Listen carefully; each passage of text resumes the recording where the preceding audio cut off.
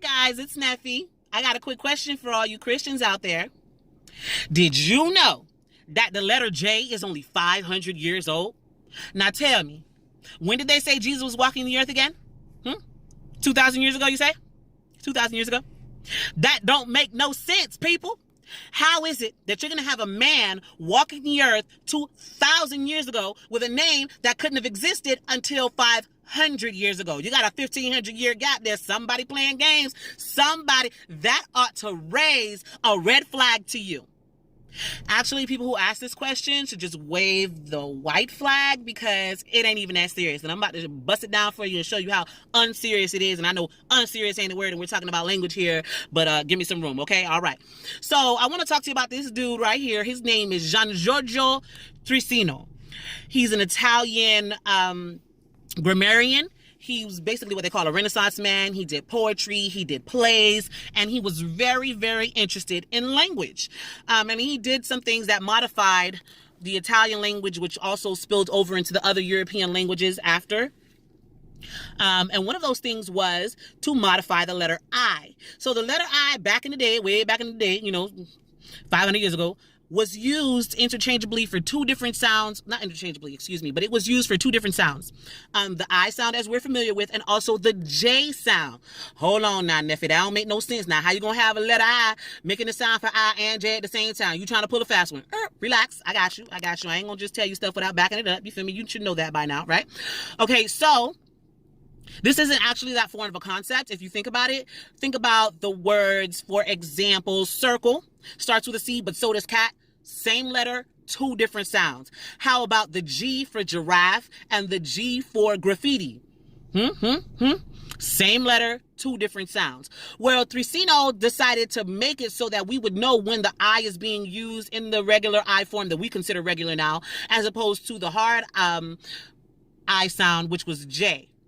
Now, how can I prove that? You just talking right now. How you going to prove that? You can't even prove that. All right, here we go. We are going to look at the first English dictionary. It was called A Table Alphabetical of Hard Usual English Words. It was written in 1604, which was after the letter J was changed, because that happened in 1524. If I didn't mention that before, that happened in 1524 when the letter J was formed, basically by extending the bottom portion of the letter I so that it would be an indication of when we're going to use it as that J sound, the hard sound, okay? So here we are in the dictionary in the I section, and here you see the words highlighted in red are I words that we know. This is Old English, so you're gonna see that some of the spelling is different. For example, we have irony. Instead of ending with a Y, it ends with an IE, but that's just another example of how the sounds can be transliterated or translated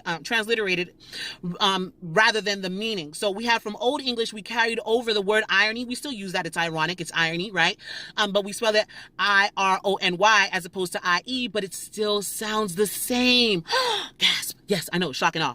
So we have, following irony, we have irreligious, we have irreprehensible. You'll notice this irreprehensible, the final S or the S in the word is a different letter, and I forget what it's called. I am not a linguist by trade. I'm a historian. I have a bachelor's degree in history, but I am also, it doesn't even matter. My point is that I didn't get a degree in language, so I forgot what that thing is called. Nevertheless, you can Google it, and you'll find out. But basically, it was used for the S sound. Okay, then the following word is irrevocable. And then this orange highlighted word, it's IUBILEE. IUBILEE. But again, remember that the I could also be used for the J sound, just like graffiti and giraffe, right? So this word is jubilee, and you can tell that it's jubilee because of the definition, which the definition also includes the word joy spelt with an I. And we're going to continue here. You'll see judicial starting with an I. You'll see, I think that's jurisdiction with that funny F-looking word, letter rather, starting with an I. Justified, jewels, and then I thought this was pretty cool too. In the first part of the section, in the first part of the I section of the dictionary on page, what is that page? Looks like 65. Yeah, I need glasses. Shh, that's what happens when you read too much. The first word is idiom. Yeah, idiom. That's what it is. Idiom, excuse me. And then idiot, followed by Jehovah with what? An I. And then you see Jesus right shortly thereafter with an I. And the definitions tell you that this is what they're talking about, because it says Savior, so we know that's Jesus there, even though it says I-E, and then that funny F looking thing, but that's an S again. So look at how different the word Jesus looked back then to what it would look like now, okay? But these are examples, once again, that you're not, they shouldn't be foreign to you. They shouldn't be foreign to you in terms of one letter having multiple sounds. So moving on, let's talk about why this would happen. Why would his name become Jesus? Because a lot of you have probably heard, done a little bit of investigation, and found out that his name originally was Yeshua, or some variation thereof, because there's a little bit of a debate about that among certain circles. I'm going with Yeshua because that's what it looks like to me in the concordance. And again, I didn't particularly study Hebrew or Greek or anything like that. I have questions. I do investigations, topic-based investigations. I find out what I need to know, and I keeps it moving. You feel me? Because I got other things to do. Nevertheless, let's look at translation. There's a difference between translating, which means to, according here, express the sense of a word. So I'm going to give you the meaning of a word. And here in their example, in the second bullet, you see to be expressed or capable of being expressed in another language. And then it says shiatsu literally translates as finger pressure. So sometimes we're trying to translate the meaning of a word from one language to another, and we don't care about how it's spelled. What we care about is what it means. So for example, and I use English and Spanish because my second language is Spanish. So ice in English is hielo in Spanish. Okay, do they sound the same? No. Is it the same thing? Absolutely. So sometimes we're not trying to translate the meaning. We're trying to carry over into another language. We're trying to carry over the sound. And when we do that, or the form of the word, when we do that, it's called transliteration. So here we have the definition, what it means to transliterate, and it means to write or print a letter using the closest corresponding letters of a different alphabet or language. Now, think about it now. We're using the closest corresponding letters. Corresponding to what? The sound. So Yeshua, beginning with the E sound, right? If that's a Y to you, right? That would most likely, to most of us, that's the Y sound. You'll see that it's spelled in the Greek IESOUS, Iesus, instead of Yeshua. Why? Because they didn't have these letters to carry them over, so they transliterated the sound. They weren't going for the meaning of his name. They were going for the sound of his name. So here we're carrying over from, it says here in this particular chart, Hebrew to Greek to Latin and then to English. But again, remember, people, that it's the sound. So I've already shown you in the past, and I've already shown you in this video, that I was interchangeable or the similar sound with J. And so I want to give you another example where a certain letter can make two different sounds, and they're similar, but there's like a soft and a harder sound. And again, that letter, that's going to be the Y sound. So in Spanish, if any of you have taken Spanish, you'll know that two L's, doble L, it makes the Y sound. Two L's signify the Y sound.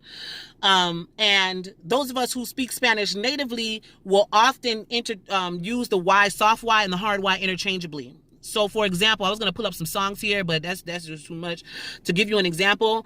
But the word Lluvia, right? Lluvia. That Y sound, UVIA. So it's Lluvia. Pero a veces decimos lluvia. Or sometimes you'll say llevar. Or sometimes you'll say llevar. Same exact word spelled the same exact way, and we're just using the sound interchangeably because Y and J have a very close relationship like that. They're basically the same letter. As well as I. So another example is the name Jasmine. In English is Jasmine. In Spanish is Jasmine. It's the same thing. It's the same thing. So here we have a long list, and I'm going to let you take your time looking at this list of the different transliterations, not translations, because if it was a translation, we would have been looking for the meaning, which would have been Savior. The meaning of Yeshua was Savior, and they would have translated that word into another word that also means Savior. But again, they weren't going for the meaning of the name. They were going for the sound. So you'll see in this list that there's a lot of different transliterations that would carry the same sound. We have Jesus, right? Over and over. In Spanish is Jesus, because the J carries the H sound. Hebrew, of course, we see Yeshu. We have I was looking for a particular example here that I'd seen earlier. I don't know if it's French, is it? No, it's not French. Okay, so I think it's on the list, but I don't see it. And I don't want to take up too much of your time. Nevertheless, the name Jesus in Haitian Creole, because my husband is Haitian, is Jésus, and so we have the same. And I might have given the wrong emphasis there, so excuse me for my lack of proper accent there. But nevertheless, this is all to basically show you that the transliteration is what made his name go from Yeshua to Jesus to Jesus. We're carrying that first sound, that first I-E or Y sound, okay? So back to the original question. Does the fact that the letter J did not exist until 500 years ago mean that the sound for the letter J didn't exist 2,000 years ago? We got you. That's what we got you right there, because the sound for the letter J has long been in existence prior to the actual J being formed, when it was used as an I, okay? When the I was used for that sound. So once again, the Y is also in that same category. So I-E, Y, J, and also the letter E as well, because we'll see in the Old Testament the name Isaiah starts with an I. If you look it up in the original language, it starts with a Y, and then when you look at it in the Greek, it starts with an E. So again, these letters are interchangeable. Now, could there have been a man who existed 2,000 years ago with a name that starts with the letter J if the letter J didn't exist until 500 years ago? Answer me now. The answer is absolutely, because the sound has always existed, and it was a transliteration, not a direct translation, or not even just carrying over the full name. If you have any questions, you know what to do. Inbox me, leave a comment, question, concern. If you like this video, please share it. And again, I make these videos because these memes are floating around and people are leaving the church. I've been reading articles about young urban African Americans particularly leaving the church, but it's not just affecting African Americans, because the letter J does not only affect us, it affects anybody who's a Christian, correct? So these questions are floating around social media and people don't have the answers, and they are answers, and we should not be afraid of any questions, because Jesus is the way, the truth, and the life, which means that all investigation, all honest and thorough investigation will always lead right back to him, because he is the truth. And if what you're seeking is the truth, then you're going to find him. So go ahead and like, comment, subscribe, share, all that there. Love ya. Knowledge is power. All power to the people.